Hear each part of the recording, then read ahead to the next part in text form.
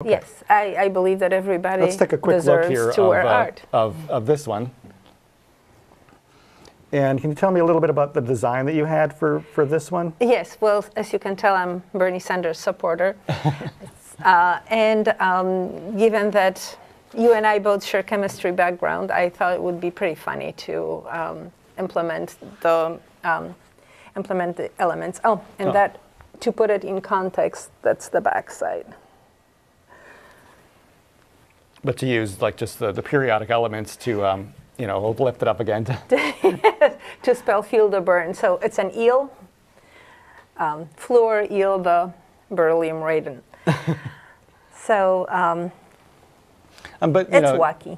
It's you know it's a nice design of the shirt, but it's you know it speaks to a limited scientific audience. Yes. Yeah. So this couldn't possibly be my only design. Right. And so over here on the right, you have it's kind of a more whimsical design. Yes. Seems to be one of the most popular T-shirts that I'm selling. I think it's fun. I mean, that's the thing about that particular one. And this one, I think I'll put it up again here.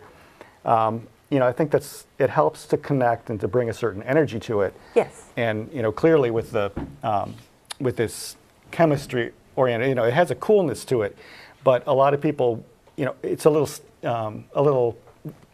different. It has a different energy than most people want. And so when people want to wear a T-shirt, you know, true that oftentimes they want a message, but there has to be some kind of uplifting energy with it. And I think that's the thing about that the blue design is that it's got the chalkboard effect on the number, and then it's just kind of it's got a it know, has a doodly feel, like a little bit of a party. I don't, you know, a political party, as it were. Right. That was the whole idea, that to have a bit of a movement with the swoosh, and to be more like a handmade. So that's the chalk and dry brush. Right. It has it's more cozy, homey feeling. Right. It's more personal. Yes. And so when you started making T-shirts in general and the Bernie ones specifically, I mean, was your idea to create a number of different types in order for kind of the market to decide which works? Yes, exactly. And totally, I created, I think, 7 designs. Some of them flopped. It's natural part, right? And I found 4 or 5 that were the most acclaimed, and seems like everybody can identify with a little different design because it speaks more to who they are or perhaps their personality. Well, needless to say, OSU crowd is very partial to this one. Is there, you know, how do you currently market?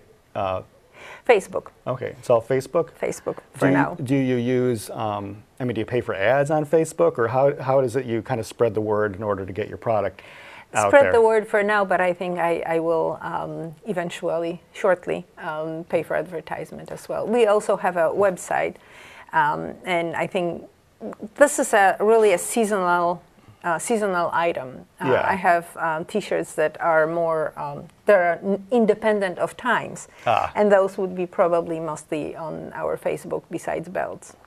And so these are items that, you know, the relevance of them may only be for another month.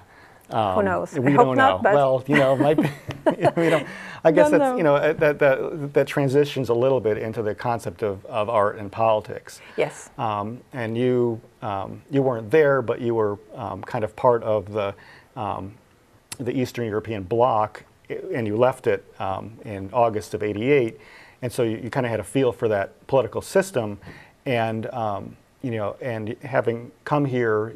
And then when you were was it in Montana when the Berlin Wall finally came down? Yes. I mean, on one side it was concrete, and the other side it was concrete covered by graffiti. Yes. And so there was, you know, there's a lot of messages on one side and few messages on the other side in a political bent.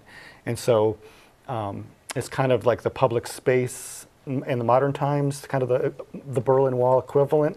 In a way, you know, about getting your message out there. Oh, absolutely, and I think that graffiti is art that it's been practiced for as long as we know humanity, right? That's true, yeah. In one way or another, and I think that's the perfect freedom of expression.